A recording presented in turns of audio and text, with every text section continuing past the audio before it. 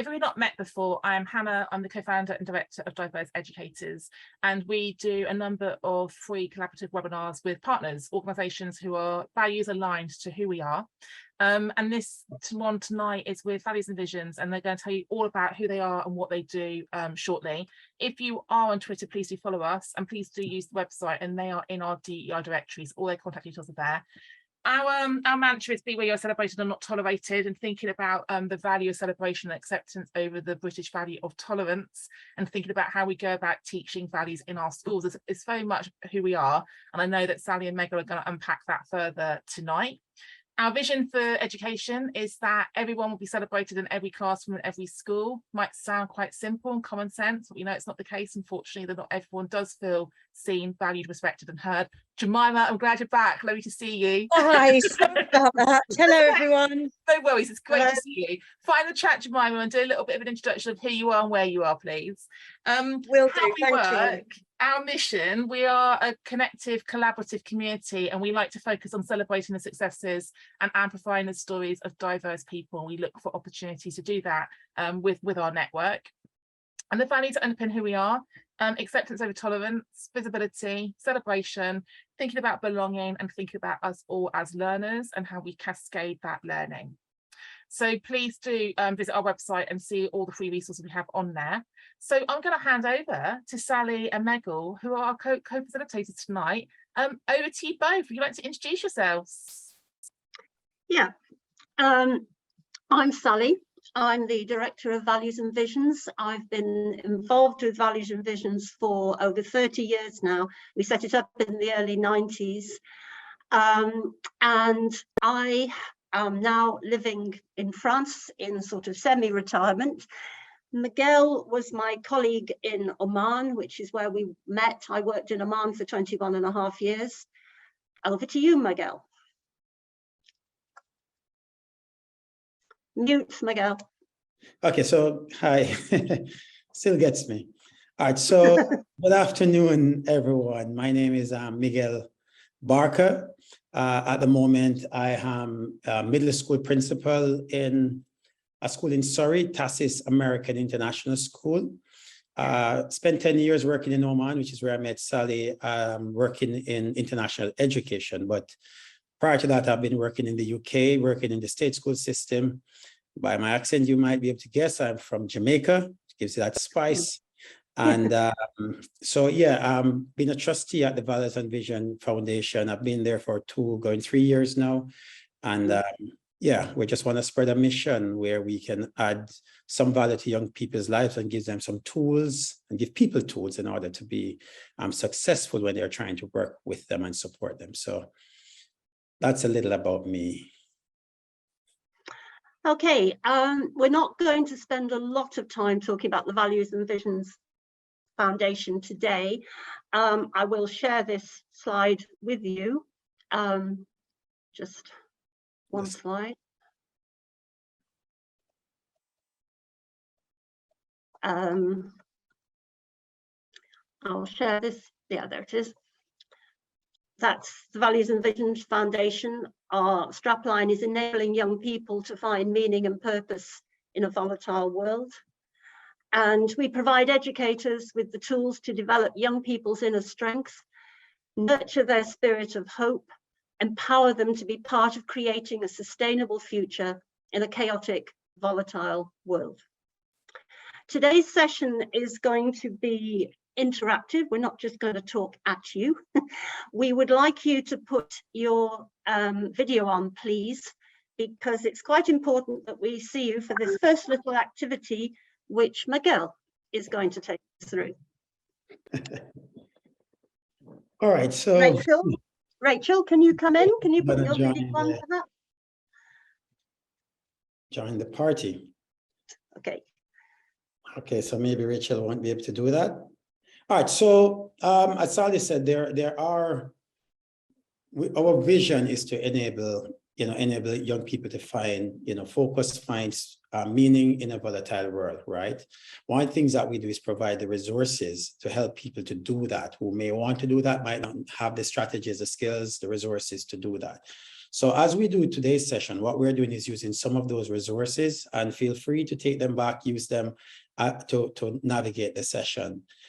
So what we'll do is start off with an activity that's called Bob Up. Now, Sally, maybe since I don't know if I could do Bob Up this way, maybe just ask people to use the reactions to show, like use their hand signals rather than, let's do it as Bob Ups, Miguel. It's much more fun.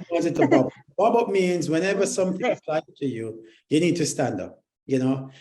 You might see, so you just Bob Up. If something that I say, it resonates with you in some way or connects directly with you. Some of the things are quite obvious. Some of them might be something you need to do a little bit of thinking. So I'm going to quickly go through that by just calling a phrase out. And as soon as that connects with you, you just need to stand up and then sit down. All right. And we call it the Bob Up activity. All right. So if you're wearing blue or red, Bob Up if you're wearing blue or red. And I'm wearing blue, so I would Bob Up, right? Sally's wearing red and blue. Yeah. Bob Up if you live in the UK. I suppose that's everyone. Thank you. I'm bobbing up as well, Sally. Outside the UK. Yeah. Bob Up if you're a school teacher or work in schools. Okay. Okay. There you go. Bob Up if you speak one language. I think that would be all of us. Bob Up if you speak two languages. Oh. Bob Up if you speak 3 languages. Oh, there you go, Sally. Yeah. Bob Up if you got up before 7 a.m. this morning. That's me. Life of a retired person, Sally? Just after 7. Semi-retired, as you call it. Bob Up if you went to bed after 10 p.m. last night. Not me. Yeah. I don't go to bed. I fall asleep, so. Bob Up if you play a sport in a team. So I'm going to rephrase that. If you play the sport, and I'm going to say, if you currently play a sport in a team. Okay, nice. Bob Up if you play any musical instrument. Oh, there you go. Bob Up if you have ever been bullied.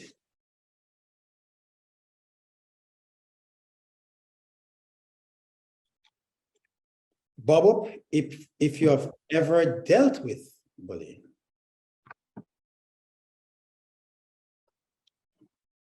All right. Bob Up if you have ever felt tolerated rather than celebrated. All right. So we could go on and on. Bob Up if you're feeling energized about today, though. Yeah. Yeah. All right. So that's a Bob Up activity. And as you can see, what we're seeing in that activity is that we all fall in there are many things that we share, and we're learning a lot about each other through that activity. But it does allow us to move from the superficial, where people become comfortable, into more strong ideas, and allow us to share in a comfortable space. So thanks for participating in that. And you can start thinking that obviously the script, you can make that work in any direction you want that to work. All right. It's also quite a good diagnostic tool just to get an idea of how your class or your participants are feeling. Like if they all went to bed after midnight and they all got up before 6, you can get an idea of what state they're going to be in. Yeah. Thank you, Miguel. Thank you. Okay, we're now going to move on to focusing on values. This is a sitting still activity, a quiet activity. I'm going to ask you to put your feet on the floor, your hands on your knees, to sit up straight, close your eyes, and just let yourself drift into peacefulness. Breathe deeply and relax. And I'm going to read a little script with you to help to take you on a journey. I want you to project yourself forward in time to when you are old. You are 85 years of age. See yourself sitting comfortably in an armchair by the fire, looking back at your life. Think about all the things you have done in this long life. Studying, working, caring for family and friends. Think about what you have achieved in your life and how you have achieved it. Looking back at your life, what can you see?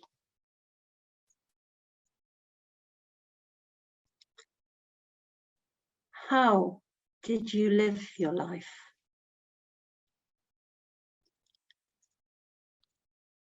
What has been special about the way you have lived your life?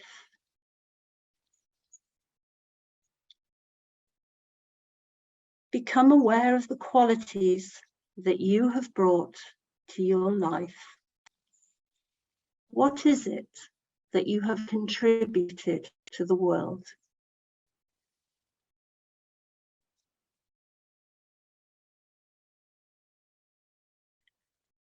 What are you leaving behind for those who come after you?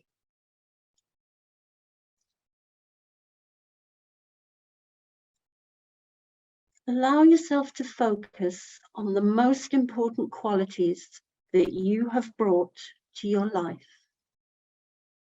Qualities that you will be leaving behind for those who come after you.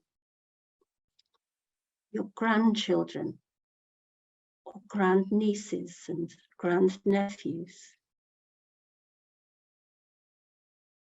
Allow to come to mind the three most important of these qualities. Count them on your fingers. 1, 2, 3. The three qualities that have guided you through your long, successful life. Keep these three qualities with you as you now return to your room on the 19th of October in the Diverse Ed seminar, back in the present day. Now, as there are only 7 of us, I was going to ask you to put your three qualities into, actually, yes, please put your three qualities into the chat. So the three qualities that you have found most important in your long life.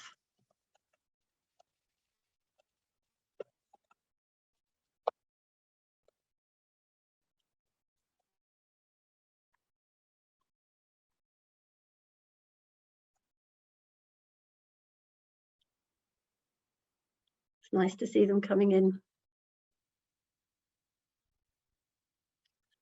So we have passion, respect, equality, strength of character, passion, care, kindness, openness, integrity, positivity, respect, resilience, respect, integrity, honesty, listening, compassion, learning, principled, compassionate, curious. And what's always striking when we do this activity is how much overlap there is.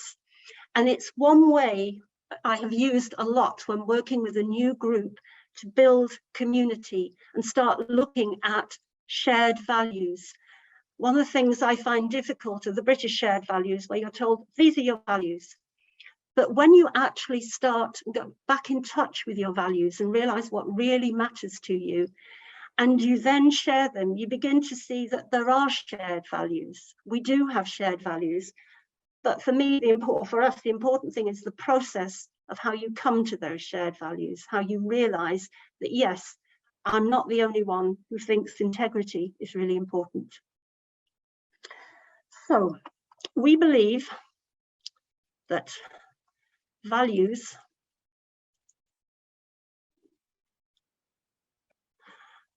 contain the power to transform problems into quite remarkable outcomes that not only resolve the problem itself, but also bring rich learning.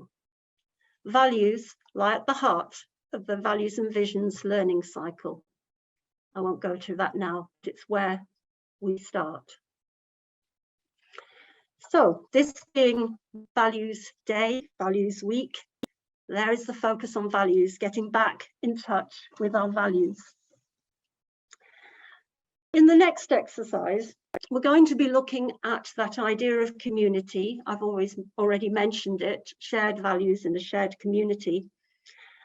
And if we were in a face-to-face session now, what I'd get you doing is all standing around a big room, asking you to move, say, north, south, east, west, to where you were, where you live, where you were born, where your mother was born, your father, your grandfather, and so on, and getting my participants to move around, and you start seeing how far afield some people have come and the variety. And it's a very good, energizing activity to use. Unfortunately, it's impossible to do online, or I haven't found a way to do it.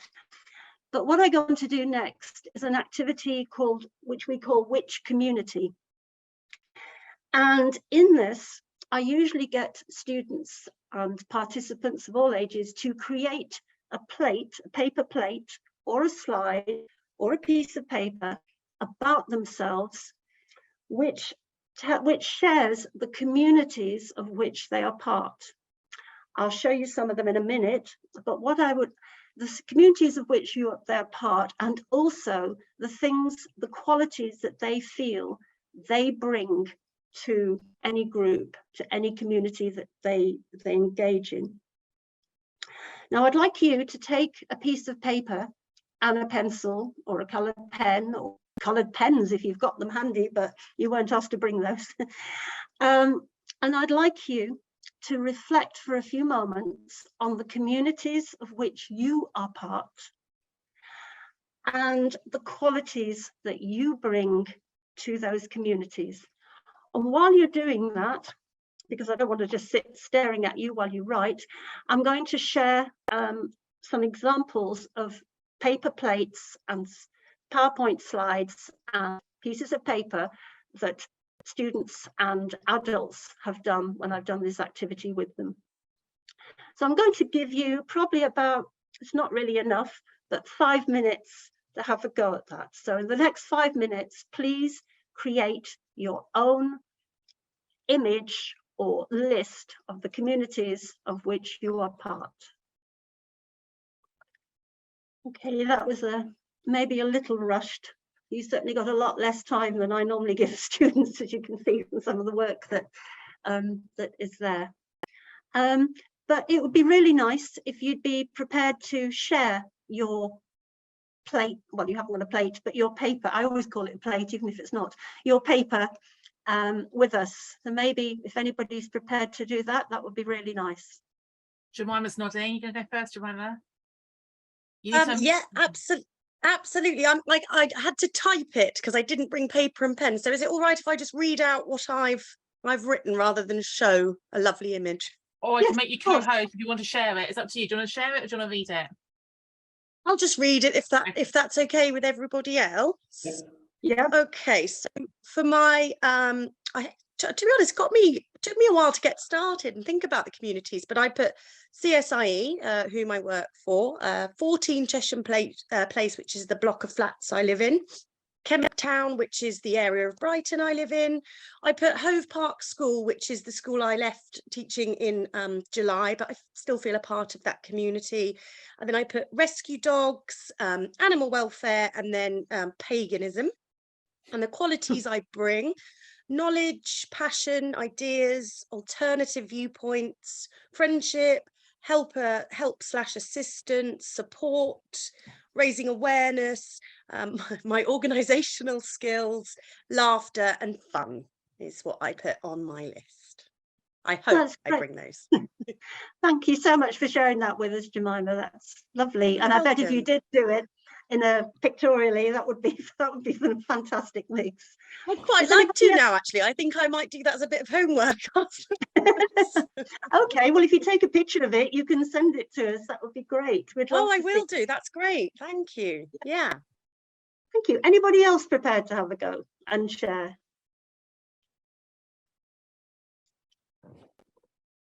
So I was thinking about Thank you, Tina. the school that I'm head of. So we have 3 core values. So I work with those every day of curiosity, courage and connection. And they sort of spill through how I conduct myself as a head teacher. When I'm out in public, I'm in the office with my deputy at the moment, and she'll tell you that sometimes in here I need to not be those things for a minute. When I'm outside this door, then they're the values that I, espouse. I'm part of also a head teacher community that, comes with my job and is really important to me. And I think I bring to them support, energy, passion and courage. I'm very happy to try and do things differently. And my whole sort of personal mission is to try and transform the education system from the inside out. So starting with this school. And I thought about my rowing community, where they often tell me that when I'm at 2 in the boat giving commands, they feel safe with me giving commands. But I'm also patient and kind with them. Feels like a bit of an interview trying to sell myself, but that's what I wrote down. You're all of those things. Okay, thank you very much, Tina. That's lovely. Thank you. Okay, you want me to read it? This is my scribble. So I've got the woman doing her arm up, because I'm part of Women Ed and I'm very passionate about female equality. But then Diver said it's all about inclusion, and it's a group of people holding hands in a circle. I'm a coach for an organisation called Resilient Leaders Elements. I've got an ear on there because I'm a good listener, and I'm a coach. This is me at the board teaching. I don't teach anymore, but that's the value of learning. I live in Oxford, down the road from Tina, so that's my sense of belonging when it comes to my local community. A heart for my family, Wilson family immediately, my sister's the Vipon family, my aunt is the Wells family. And then in the middle, I was thinking about how many communities I belong to virtually. I can sometimes feel a bit overconnected. So I put Twitter, LinkedIn, Instagram, and I've got one of those webs of all the different people I know on social media as well. So that was my reflection. It's an interesting activity. Yeah, thank you very much, Hannah. That's great. I think Rachel's having some problems with connectivity. Yeah, bless her. Anybody else want to have a go? You've actually seen Miguel's. His was one of the ones up there. I don't know if you can guess which one it was. It was the one with the Rubik's Cube on it. That was problem solver and internationalism. That was one of yours. I love this activity. When I started, having done mobile maps, which I described before, I then do mobile communities. So I suggest a few communities that people might be part of, like the school, the class, growing wider, the town we're in, the city we're in. But then I let the students or the participants choose what community. So they shout one out and they physically move into the communities. And then I usually set this part for homework, or if I've got a longer time, I have a load of materials in the room and just let them, get together and do it. Some people prefer to do it as a PowerPoint slide, and that seems to work better, when you're working on virtual workshops and things. But it is, people really, or certainly young people really seem to like doing it. And one of the things, you may have seen some of them on the slideshow, were on shields. And that was because in a particular summer school I was involved in, the students were going to be working in groups of 4 with people they'd only just met. And we found an excellent way for them to find out about each other.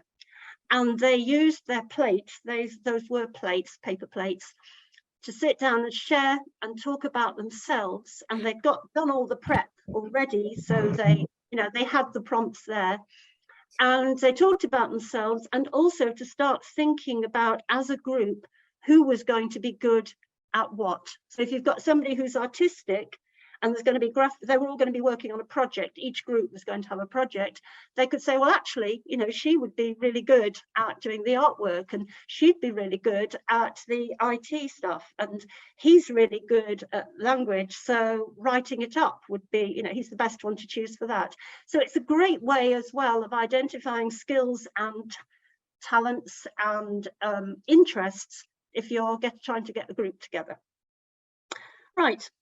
If you do your own, and if you take a picture of it, it would be lovely if you would send them to us, and I'll give you the email at the end. That would be great. We'd love to see them.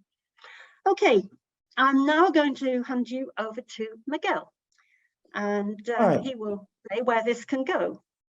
Yeah. Thanks everyone so far for participating in the way you have done. I think what is interesting about it, I started to do the activity myself. And at the time when I did that activity, I maybe wasn't as introspective as I am now. So as I lead into my section of this, I just really want to kind of give an idea of what I wrote down to lead into that, just to share a little bit of what I just wrote as part of the activity. So I started out that one of the communities that I'm in is the Barker family. That's my name. That's one of my communities.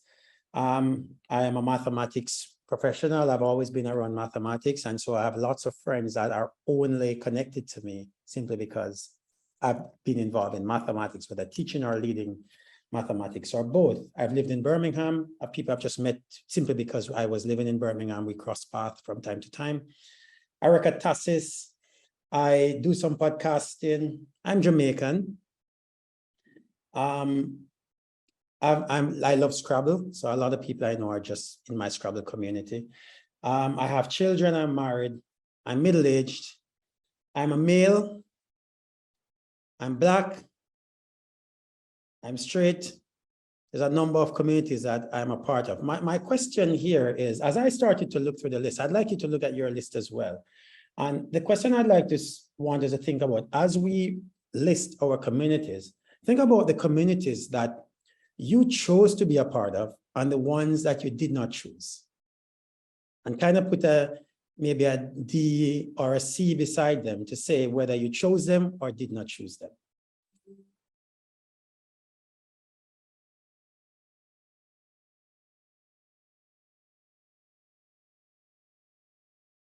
Rachel sent hers through the.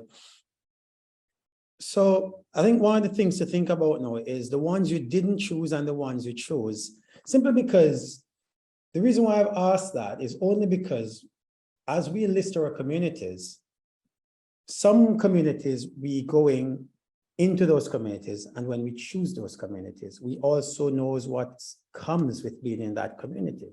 And so you maybe enter those communities prepared. And you can even walk away from those communities, if you are accepted or not accepted, or tolerated or celebrated, you can make decisions there. But what about the communities that you did not choose, or the choice was forced? For example, work. Yeah, you might have no choice about the people that are in that community. Yeah, or even the city you live or your neighborhood. So the question here is, how do we, as we think about those communities, the intentional and the unintentional communities, this activity helps us to start thinking about that and thinking, what do I need help with? Which communities I need strength with? There's also the piece about the communities where, for example, like myself, where I have a number of communities that I'm in, that in many ways, those communities either represents an advantage to me just by being in that community, or inherently provides a disadvantage just by being in that community, whether by choice or not choice. And it's something to think about again, in terms of what if you have many communities that you're a part of that either have a lot of positives that comes in your favor, or a lot of negatives that keep overlapping,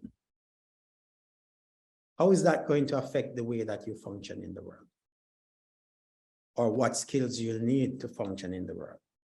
So even in a large group, if we start looking at those communities and start to think about it, it gives us a space to think about how do we function in those spaces?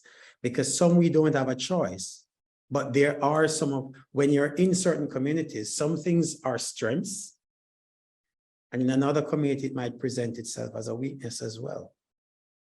Not because you make it weak, but simply because in that community, it represents a starting point that needs some form of support. Now, one of the things Sally and I kind of talk about coming into this is how this may lead into a conversation about intersectionality,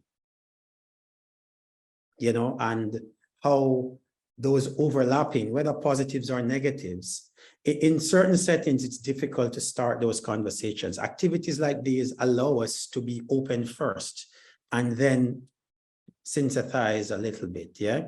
And then see how maybe a lot of us have similar things. So as I said, depending on which group you're in, there are some communities that are intentionally in, and some you just are in, not because you chose those. So I just wanted to kind of delve into that. I don't know if anyone have any thoughts about what I'm sharing from a personal piece, you know, what thoughts anyone may have around my thinking, or even any questions they'd like to raise. I'll share one. Like, you've really made me think about the fact that I didn't write down I'm part of the white community or the straight community or the able-bodied community, because they're privileges that I hold and I don't need to think about it. I've never had to like think, I don't know, it's really challenged my thinking, Miguel, about the fact that lots of my Black and brown friends have got a real sense of belonging and identity because of the community they belong to.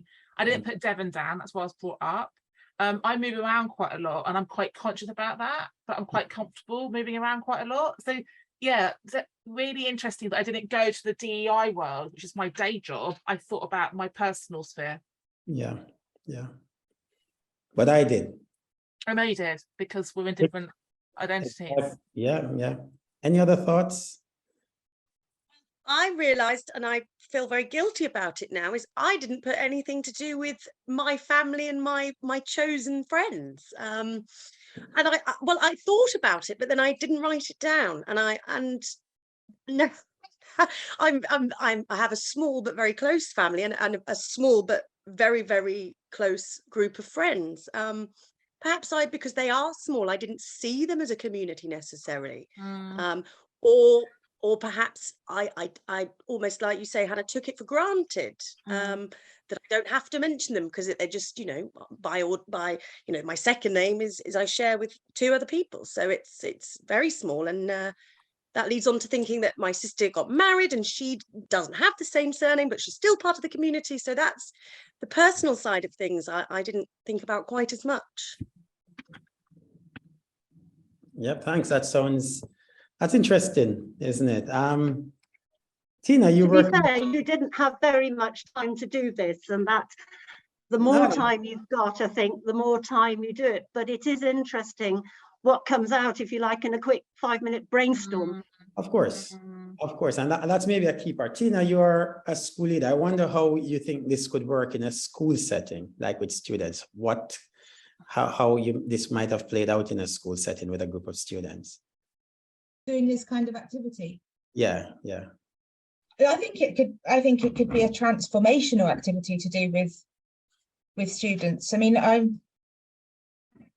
probably do more than most head teachers in talking about our values in assembly with them and pushing them a little bit on things like what belonging means. And so this is just what's springing to mind from your question, but I used the Brené Brown quote the other day with Key Stage 2 around belonging, and it was something that Maya Angelou had said actually about you only truly belong when you can be yourself. So you kind of don't really belong anywhere, but you belong everywhere. And that really got me thinking. And I think sometimes with children, we can really, we can underestimate what they're capable of responding. And because they don't carry around the same, you know, for most of the children, obviously some have horrible life experiences that they're carrying around, but for most of them, with straightforward home lives, you know, they don't have any of the baggage that would stop them from answering honestly. So when you ask them really big questions like that, they really come out with some really profound answers. So I think I think we could get so much more from children in terms of if we I don't mean to benefit us, I mean, you know, for them, I think they would thrive better if we made more space for these kind of activities. But it's always that battle, and Hannah will remember this from being a head teacher, that, you know, where teachers will say, we haven't got time to do it. And I keep saying to them, well, if you make the time to do it, you'll find that the other stuff sticks quicker anyway. So you won't have to keep repeating things, you know. So yeah, sorry, I could talk for ages on this. I don't know if that answered your question, but it's. Yeah, I just want to acknowledge the comment from Lucy that she said, we were discussing this. Is there an element of exclusion by focusing on communities we're part of? What about those excluded from the community and who can't be part of a specific community? That's an interesting comment. I'm still processing. Anyone? I think she's just saying that when we think of communities, there's an in and an out. Can we think of Venn diagrams here? I think one of the things is that a community should be open and inclusive. That's one of the things that's been fundamental in values and visions, creating communities that are open and inclusive. And it also comes back to one of the topics Hannah's been working on a lot recently, belonging. And how do you encourage people to belong? How do you create belonging in communities? Yeah, so that's just one thought. Other thoughts? Yeah.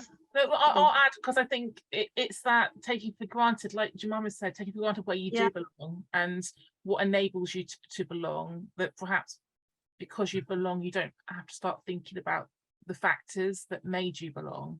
Yeah. Whereas when you're not in the dominant group, you're very aware of who's in the in group and who's potentially being othered, and you're it's almost like that looking in. There's that really powerful poem I used to teach about a little black boy looking into a white restaurant in South Africa and not understanding the discrepancy between how the whites and the blacks are being treated in the apartheid. Wow. And I think that idea of the window, I think it's a really interesting point from Lucy and her colleagues. Yeah, thank you. All right, I know we could discuss this a little bit more and more. There's really a lot that we could take from this, and we can certainly dig deeper into all of the issues that surround this kind of DEIJ conversation as well, for using this as a jumping off point.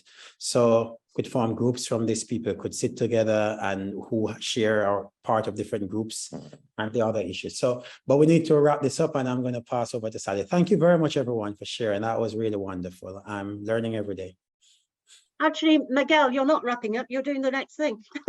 Okay. The ways forward. Okay, the ways forward matrix. Fantastic. Yeah. So can you put that on the screen so I can explain what's happening, please? Thank you. So on the screen, we have another activity which we call the Ways Forward Matrix. And I'm going to pause for like 10 seconds so you can get in. And then afterwards, then I'll just kind of explain what the activity is.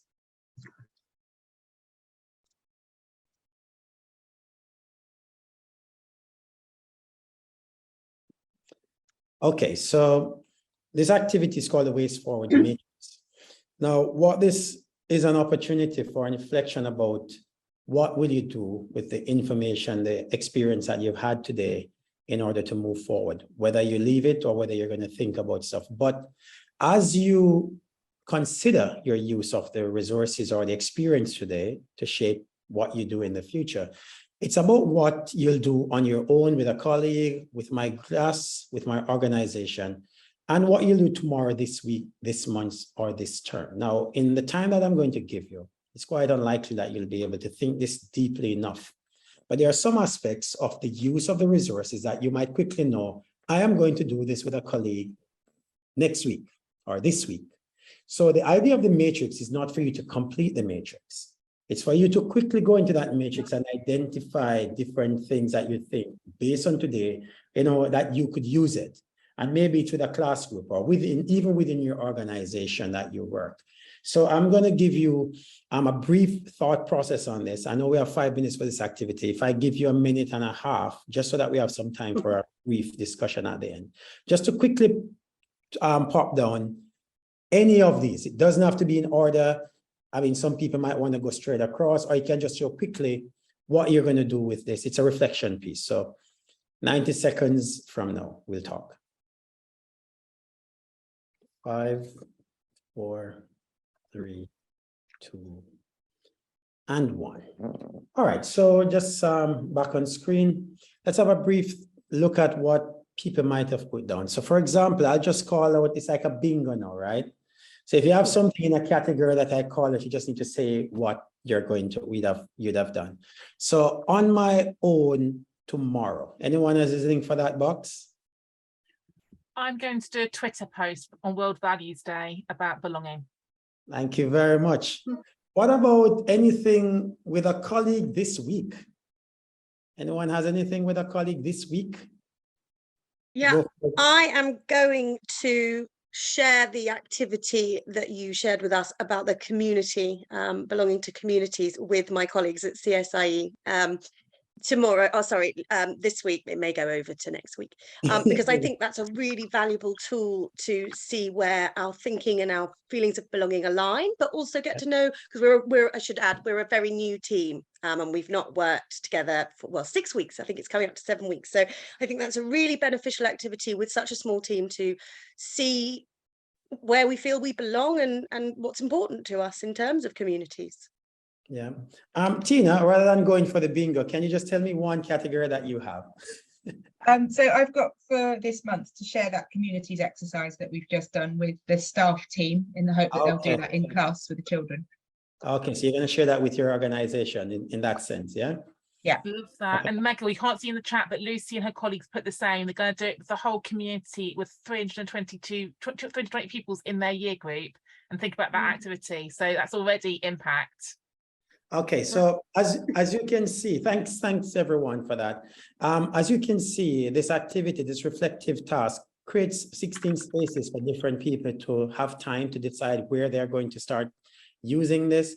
It also offers an opportunity for sharing as well. So that sharing, as someone shares what they're going to do, it might maybe initiate a thinking by someone else to also put that in, because they might not have thought about it in that way. So there's a lot that can happen from this. I mean, even though this is done here as a discussion supporting tool, there's also the opportunity even for students to use this at the end of a lesson to say what they're going to do with the information. And if learning is designed in such a way that allows an authentic experience, then it means that students will have more of those 16 to say, for example, that they'd share with even another community that they have outside of school, maybe their family that they might have chosen as against their class and group. So there's a lot of modification that can come from this matrix. And we believe it allows a lot of opportunities for not only deep reflection, but also a plan of action. And maybe— sorry, Miguel, go ahead. Yeah, the other thing I was going to say is, if you, one of the things about voicing it is that it actually enforces your commitment. If you just write down what you pledge to do, it's one thing and it's easy to write it, but actually voicing it and sharing it with somebody else makes more of a commitment, in my opinion, in my experience. Okay, so thank you, Rachel, Lucy, Jemima, and I think we've lost Tina, but thanks for the participation there. And love to hear just a brief thought, perhaps from Jemima, who's present. How did you feel the activity, this activity, for example? What are your feelings on this particular one, the ways forward, as you were working through it? Sorry, I was struggling to unmute myself, which never normally happens in real life. So we actually have done something very similar to this in the latest workshop we did up in Solihull, thinking about, you know, over time, what you're going to do. And it's sort of, this is the second time I've come across it in relatively short space of time. And I think it's really beneficial for everybody, but certainly for if you need to sort of break things down a little bit, because it can obviously be very overwhelming to be given a big task. What are you going to do with this now you've learned it, sort of thing. So I love the way it's broken down. That works for my brain, certainly. And I think voicing it and sharing it has definitely given me the confidence in my own thoughts and feelings, and to know that even if people approach things slightly differently or their answers are slightly different, it's the intention and the want to do things, and given that opportunity to think about how you feel about it now, and then perhaps that might change. So lots of very valuable bits, for want of a much better word, for that activity. I wasn't an English teacher, I promise. All right, so Go I was ahead, going to Miguel. pass over to you, Sally. I was just going to bring it together and then pass it over to you. So thanks everyone for participating. Yeah, wonderful hearing the thoughts and how people are using this to cognize such an important issue. So over to you, Sally. Thank you. I'm going to put into the chat and on the screen the links for getting the activities that we've used today, so you have access to them as they appear in our book. We produced a book. We've produced our first book, which I could show you on the shelf, back in the 90s. Actually, I will show you. Got a nice cover. That was Values and Visions that we produced in the 90s. That came out in 95. And this one, which, thank you, Hannah, came out in 2018. And it has 130 activities in, of which you've tasted, I think, 3 today and had 2 to describe to you. I'll show you how to get hold of those if you want to in just a moment. But I just want to mention this. It's very important to me. And in the idea of communities and belonging, there's an amazing activity which you can find. I think it's on our website. I think it's one of the ones I put in. If you look at a potato, it belongs to a community. Potatoes, if I say what's a potato, you know that's a potato. It's roundish, it's brownish, it's a bit knobbly. You would recognize it. You know it's not a tomato. It's not a cabbage. You know what it is. So it's recognizable. But there's a lovely activity where you give everybody potatoes, a potato, and they have to get to know it. And then you put them back in a bag and then spread them out on the floor, and the people have to find their own potato. And invariably, I've done it with up to 70 people. And with 70, okay, there might have been 4 who'd got their potatoes mixed up. But it's incredible how people can pick out their potato. And the whole point is that each one is an individual. Within that community, it's made of individuals. It's not homogenous. And I find that a really powerful little activity to particularly, well, working with everybody, but particularly with young people. And I've had some very insightful comments from students using that. Okay, I'm just going to share with you the contact, which is here. If you have a QR code, that will take us to take you to the page where the activities are. It'll take you to the folder where we've put the activities. And obviously this PowerPoint is being recorded, so you can get back to it later on. However, I've also put in the chat the links to us. If you give us any post-workshop feedback, anything you try, how it goes, any pictures would be great. That's our email. If you scan the QR code or go to the link here, the bit.ly link, that will take you to that folder. This takes you to our own website, and there is a page which has, I think potatoes is on that page, on one of them. And we also have some of our activities sold individually and in bundles, including one on belonging on Teachers Pay Teachers, which has them, they're downloadable for just a few dollars each, and the whole book is downloadable on there. And finally, that's the book, available as it says on Amazon, and also you can download it from Teachers Pay Teachers. That's it from me. Fabulous, both of you. Thank you so much. It's been so nice to see you both in action. I've known Sally for about 5 years now, and we've chatted and we've Zoomed, but I've not seen you facilitate before, Sally. So thank you so much. And Miguel, it's so nice to actually spend some time with you beyond LinkedIn and Twitter. You are a brilliant double act, and there's lots of activities there, practical activities for people to lift up and go and take away. So please, please, please do share your reflections back with Miguel and Sally. And if you do want to do a blog, ping it over to us. We can post it. We can tag these guys in as well. But thank you so much for coming to the session, engaging in the session, and if you're watching the session back later, do let us know what you thought.